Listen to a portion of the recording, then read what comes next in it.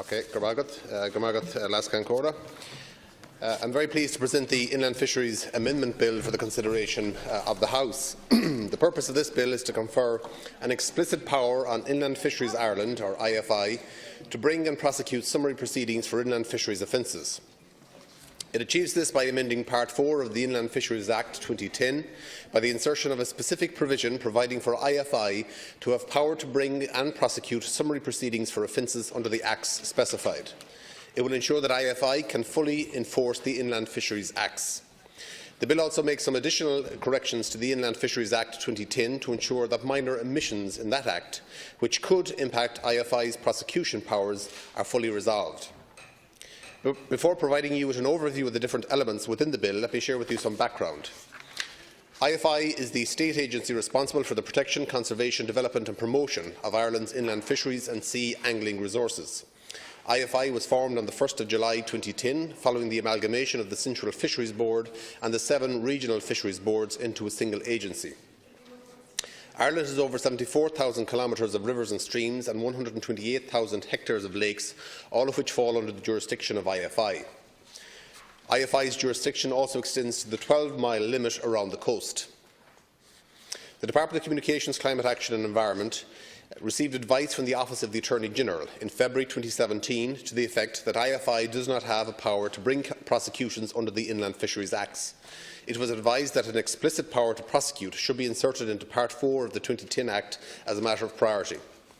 The impact of this advice is that until the Inland Fisheries Act 2010 is amended, prosecutions brought by IFI for which proceedings have been initiated cannot be proceeded with.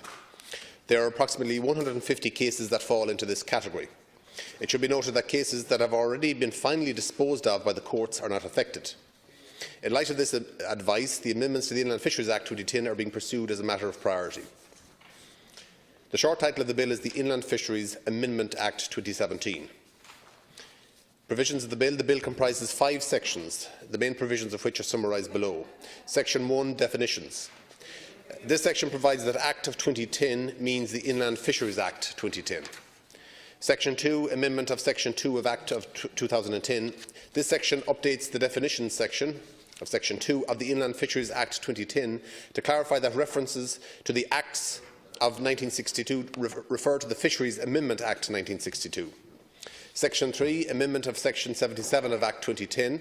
This section provides for additional corrections to the Inland Fisheries Act 2010 to ensure that minor omissions in that Act, which could impact IFI's prosecution powers, are fully resolved.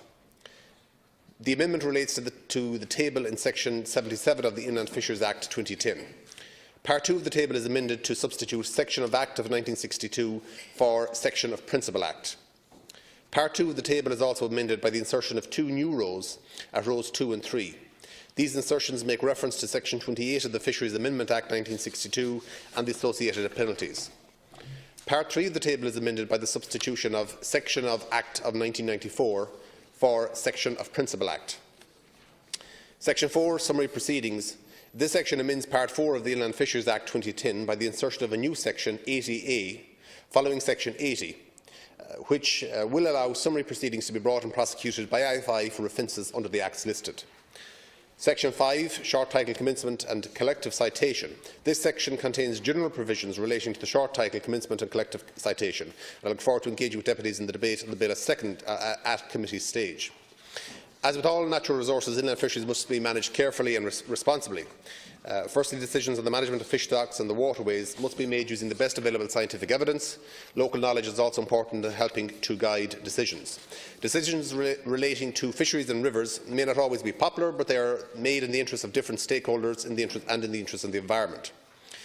Secondly, we must ensure that we have an organisation that can direct our policy of careful and responsible management of our inland fisheries.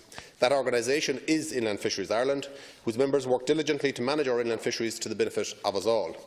Our aim is to ensure that Inland Fisheries Ireland has the power to carry out this vital task, and that is what this bill before the Dáil is all about. Poaching is not a victimless crime. Every time a person poaches fish, he or she is stealing fish from you and me, from the people of Ireland. Poaching threatens not only the careful, responsible management of our inland fisheries, but also the important angling sector. Angling is a hugely important rural recreation activity with benefits for local people and local economies in terms of the substantial tourism that it generates.